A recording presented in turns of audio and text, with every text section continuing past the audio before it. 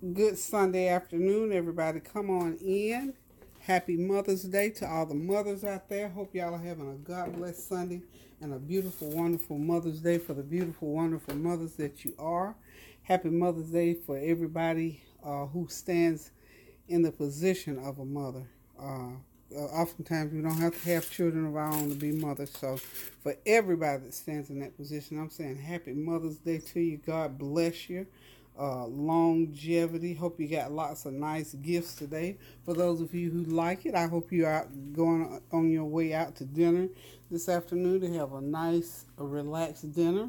For those of you who like to stay home and somebody's cooking that dinner for you, or you're cooking it yourself, wherever you are, wherever you might be, for every mother within the sound of my voice, I love you guys. God bless you and keep you. So y'all see what I'm doing, and I do this by choice. I make no excuses for it. I don't expect anybody else to do it because I like my own cooking. I know what I want to eat. So this is what I chose to cook today for Mother's Day dinner.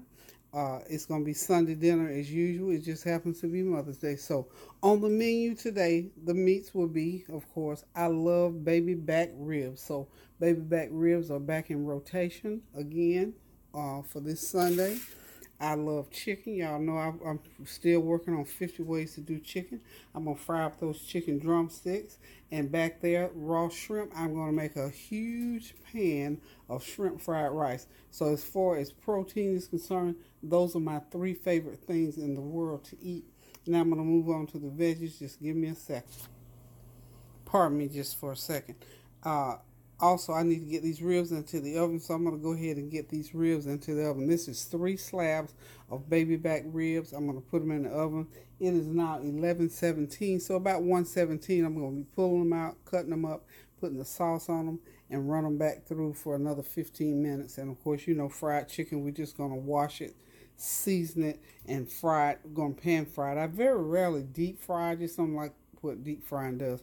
I like to pan fry because I like just like that seared on crusted, that hard crust. Okay, and of course, you know, we're going to do the shrimp fried rice. I'll take you through that process.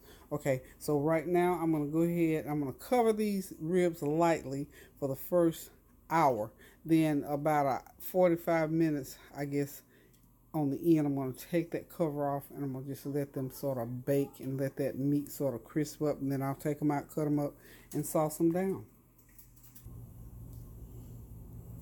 Okay, y'all, I got my chicken legs cleaned up, and I'm using a brand new trash bag here.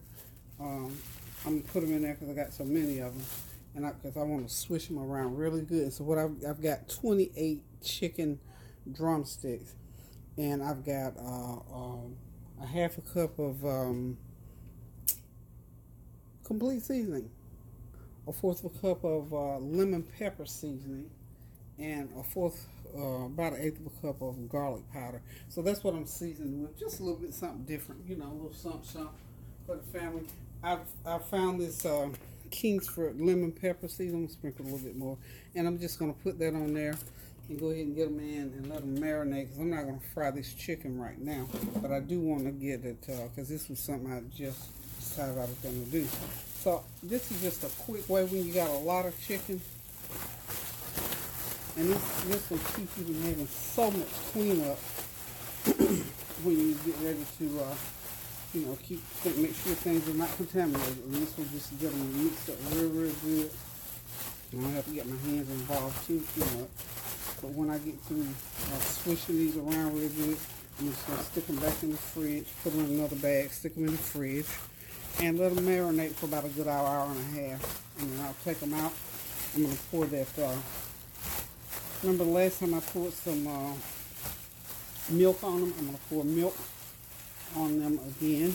You can use some like carnation or pet cream or something like that. Just pour it on there and let that sort of marinate right there on them. And when you dip them in that flour, it'll suck all that flour onto it. And when you fry them, they have just the best taste. That milk just takes them to a different level and give them sort of a different kind of a crunch. Okay, so got my chicken all marinated up and ready to go in the refrigerator. I'm going to pour that milk on in just a second here.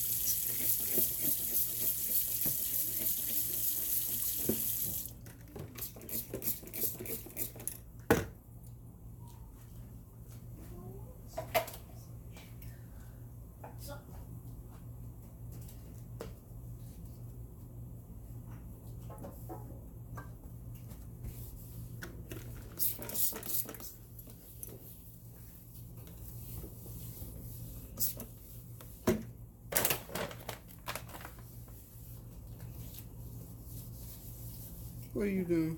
Helping you out with your video. Making sure they can see you. Ooh, no, I don't. Okay, y'all, I'm sanitizing. That's how I sanitize. Spray it down with Clorox and wipe it off really good. And I'm going to rinse with, I wipe down actually with a paper towel. And then I'm going to go ahead and rinse it with that 140-degree weather. And it's going to be cleaned up over here. So I'll be back in a few minutes to go on to the next phase of Sunday dinner for Mother's Day. Okay, y'all, it's chopping time. I'm chopping onions for my shrimp fried rice. And, of course, right there is for my broccoli salad. So this is for shrimp fried rice and for my kale. I'm doing kale. So let me go ahead and give you the rundown on the menu for tonight. Okay, y'all. Mother's Day dinner. Happy Mother's Day to all the mothers. I've invited some of my friends over that are mothers. And I want them to come relax and enjoy like they always do whenever they come. But this is going to be especially for Mother's Day. We're doing ribs, baby back ribs, oven cooked baby back ribs because I'm not getting on the grill. It's kind of raining and overcast here today too. Okay, I am doing shrimp fried rice, and I'm frying some lemony crispy chicken drumsticks, kale, and collards mixed. I've got collards left over from, I think, Thanksgiving, so I'm going to mix a bag of collards in with that kale. Broccoli salad, macaroni and cheese, potato salad, and we're doing some banana pudding and lemon iced tea. Now, if I get everything going right, I would like to make some homemade ice cream, so that's just if. It just depends on how far I get. I think I got everything. I got to check and see. But I went ahead and got the fixings for my banana pudding. And if you notice, these onions I'm chopping, this is for the, excuse me, these onions I'm chopping here is for my shrimp fried rice. Kind of chop those in, smaller pieces for that purpose. Let's get them off to the side here. And then, of course, my kale onions. That can go for kale. On the back burner. But anyway, I'm just getting all my chopped stuff. This is my do-ahead sous chef type of stuff that I'm actually doing here. So when I get ready to cook the dish, it's already ready. And if you notice, I'm only going to use not a lot of the green pepper, but I always do it just for that extra added flavor. And I'm going to do the same thing with this green pepper. I'm going to chop it. Sort of chop. And you know what I think I'm going to do? I think I'm going to even put that green pepper. Well, it's not really that much. No point in dirtying up more dishes. So we're just going to chop it like that for the shrimp fried rice. How about that? Okay? So this can all go in there. So basically this is what I'm doing now. I'm doing prep work now because I didn't get a chance to do it earlier. I went to the grocery store, y'all. So I had to pick up a couple of more items. And I ran into one of my favoriteest people in the world. We used to do community theater, and she was in a poetry group. And I see her off and on all the time. As a matter of fact, she married Dexter once upon a time at the courthouse because she's one of our nice magistrates, but she's a poet, highly intelligent young woman. I ran to her at the grocery store. And whenever we run into each other anywhere, we always have these long, drawn-out, philosophical, save the world, save the children, let's do a play, let's do a production. Have you written any books lately? I'm working on one. I got one written and one to go. So it's one of those kind of relationships. So love talking to her. So I stayed in the grocery store 30, 45 minutes longer than I intended to, but I already knew as I was talking to her. I said, Lord, you know what? I'm supposed to run into her because she just made my day. She's such a dear, sweet young woman, and it makes me feel so good to see our black and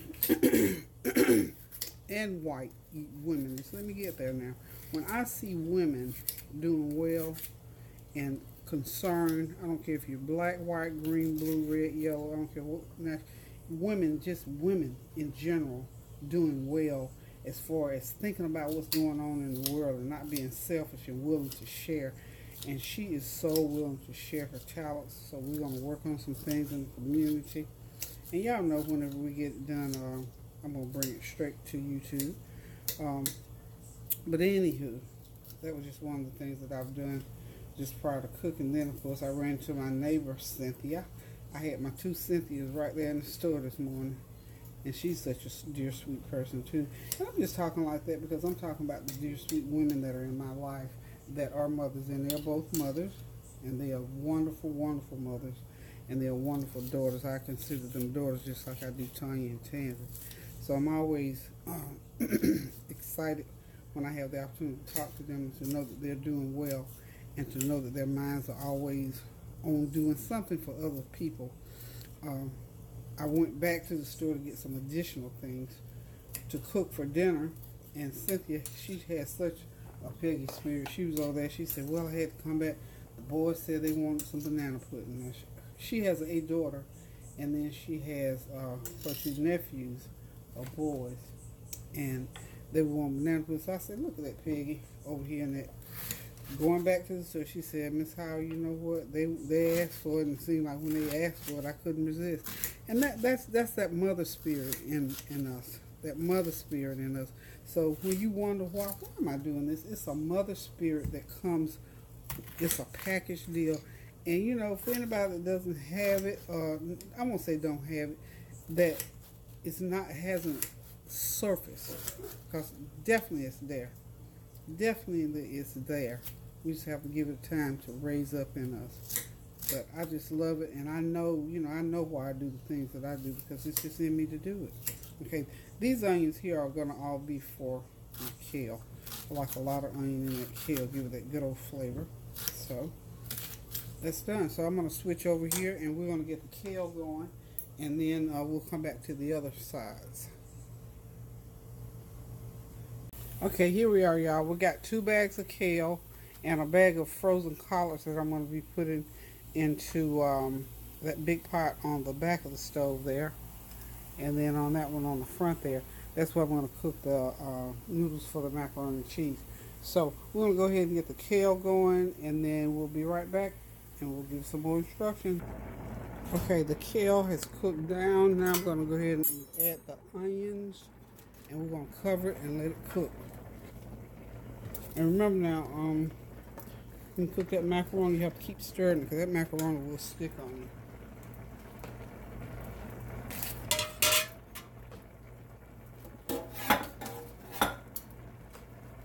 Okay, so dropping those onions in there. Gonna let this kale cook for a good hour, and then after it cooks down pretty good, I'm gonna drop that bag of frozen collards in there. We're gonna mix them up, and that's gonna be a good old pot. And I'm also gonna put, when they get almost done, drop that stick of butter. So I'm not gonna be using the cooking meat in this, because I'm adding the butter, and the collards are already seasoned with cooking meat. So voila, 2 bags of kale, which is 2 pounds, cooked in use about 8 cups of water, boiled up. Go ahead and cover it. And I put 3 tablespoons of complete seasoning in there, a teaspoon of my lemon pepper seasoning, and that's for right now. The salt content is great because the collards are already seasoned. So we got something going on here, y'all. So we're just gonna keep moving right along, and when I get to the shrimp and to the mac and cheese, and in a few minutes I'm going to be doing the broccoli salad, so we'll be right back. Okay, y'all, I'm back. I'm going to go ahead and start the macaroni and cheese. This is going to be a little bit different than what I normally do the macaroni and cheese, at least lately. I've been making a cheese sauce. This time, I'm just going to make it sort of the old-fashioned way. I'm just going to about 6 eggs. I'm going to use 6 eggs. Now, when I use the cheese sauce, remember, I didn't put any eggs at all. So I'm going to make it a little bit different this time. So I got my 6 eggs in the Ninja.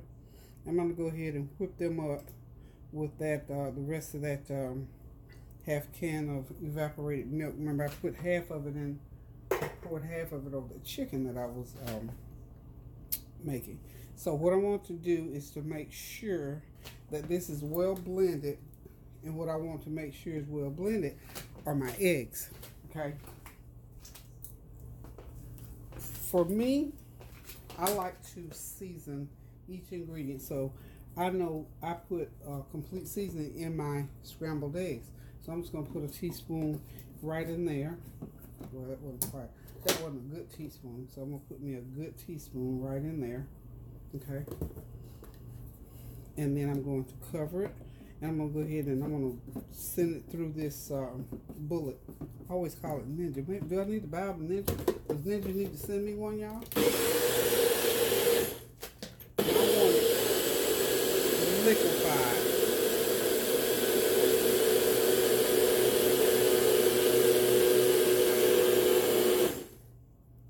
Rich and creamy, okay? That's how I want that, rich and creamy. I'm gonna pour about half of that. And to that, so that I get the thickness in there, I'm gonna go ahead and I'm gonna add 1 tablespoon of flour to it. So trust me, this is a tablespoonful. This is just white lit. Oh Lord, it's not flour either. See what happens when you don't pay attention real well? We're going to take that out. That happened to be cornmeal, y'all. It's not going to kill nothing. But I want to use flour. Now, you know what? Cornmeal may do. I just don't want the cornmeal in there. So what I'm going to do is I'm going to get the real flour out.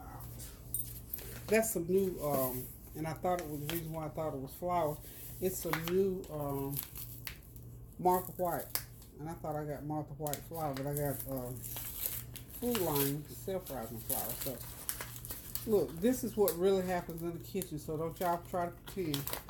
So now I got the flour. I'm gonna put me a tablespoon of flour in that mixture there.